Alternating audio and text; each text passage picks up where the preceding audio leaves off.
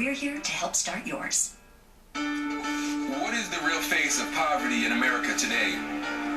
Follow us on a coast-to-coast, border-to-border journey as we uncover life below the poverty line in more than 70 cities and towns across the nation.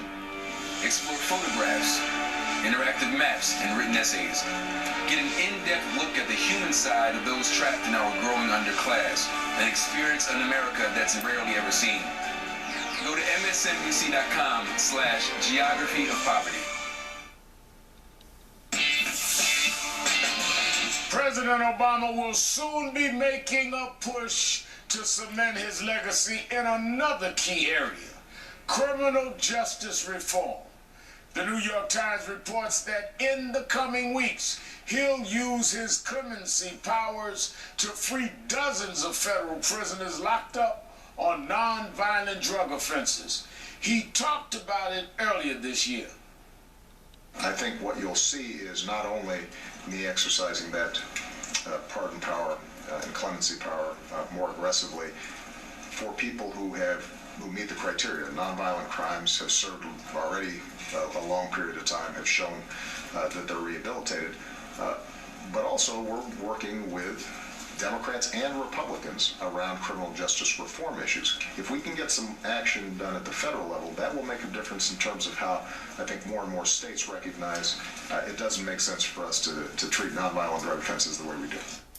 In recent decades, presidents have been less and less willing to use their clemency power to correct injustice, with the number falling off tremendously since FDR and Johnson.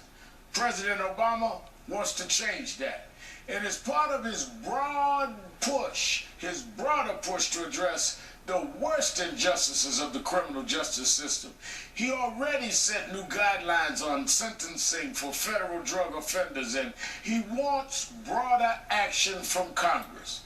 America has more inmates than any country in the world, with 2.3 million adults in prison.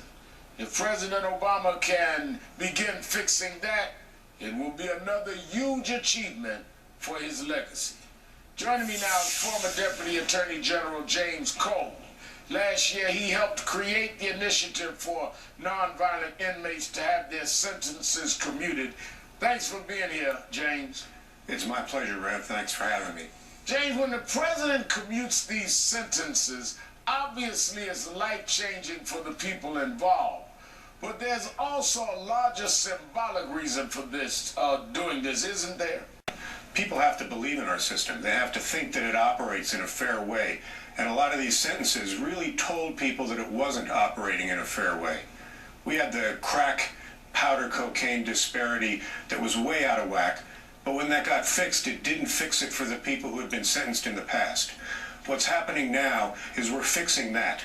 We're telling people that fairness is fairness today, and it applies into the past as well. Now, this is part of a larger push to reverse the over-sentencing that is rampant in the system, which you referred to. Take a look at this. New federal guidelines for drug offenders have retroactively reduced sentences for more than 9,500 inmates so far, and nearly 3/4 of them are black or Hispanic. Can these new federal guidelines inspire reforms at a state level as well, James? Well, I think the state level is where the leadership has been in this area. The federal government has been the one that's fallen behind, and we've been trying to find ways to fix the system.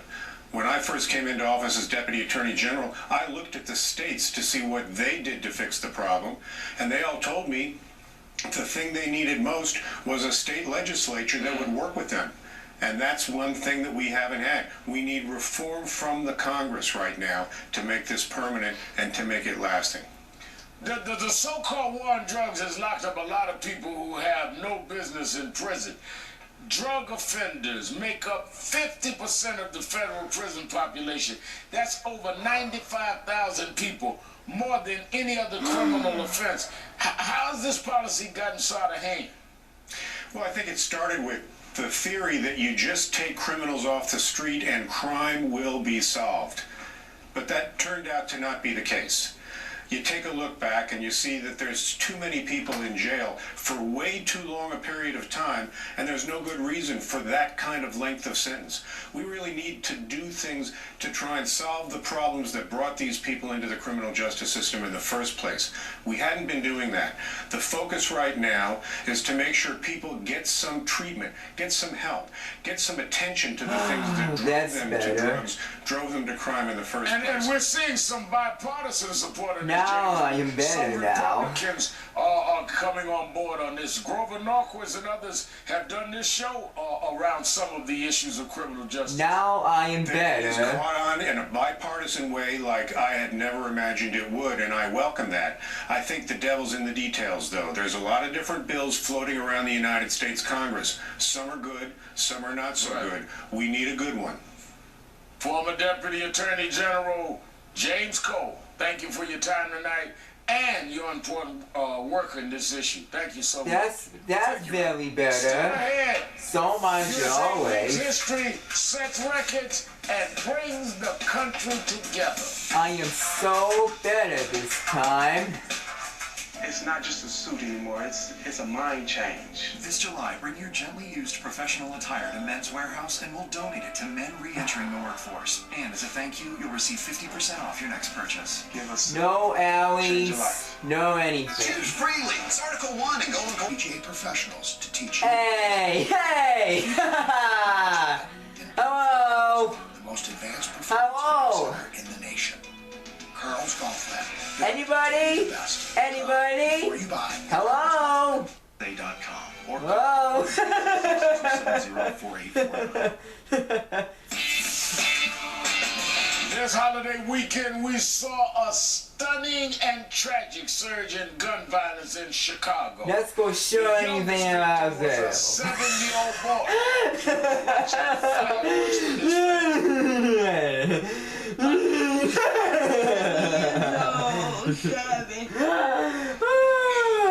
Please. He wanted to be somebody. His family will remember him as a young man who wanted to be a dancer or police officer. I am And now, crying. they just want justice. I am crying so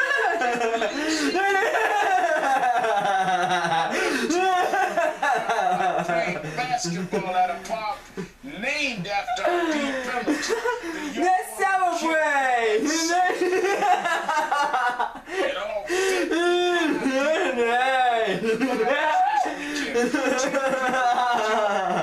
This is unacceptable. Everyone, let's celebrate! Elected officials need to step up and address this.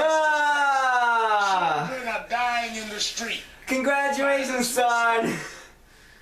You can see. Congratulations, son. Everything's fine right now. It took Serena Williams years to master the two-handed backhand. But only one shot to master the Chase mobile app. Technology designed for you, so you can easily master the way You're not a chick. You totaled your brand new car. It's okay, son. You're not a chick now. Comes when your insurance company says they'll only pay 3/4 of what it takes to replace it. What are you supposed to do? Drive It's 3/4 okay, of a car? son. Now, if you had You're lived not in a mutual chick car now. replacement, you'd get your whole car back. I guess they don't want you driving around on 3 wheels. Smart. With Liberty Mutual, new car replacement will replace the full value of your car. See car Let's insurance? celebrate the magic.